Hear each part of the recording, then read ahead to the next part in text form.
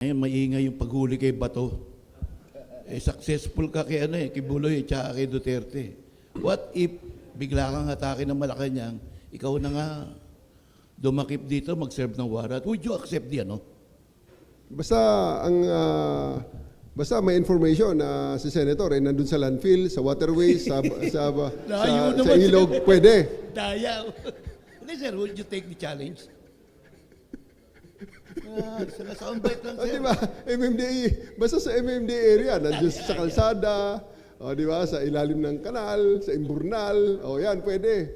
As former PNP chief at isa ring dating PNP chief si Senator Bato de la Rosa, ano pong reaksyon nyo nung sabihin nating umalis o tumakas siya sa Senate building matapos yung putukan sa Senado?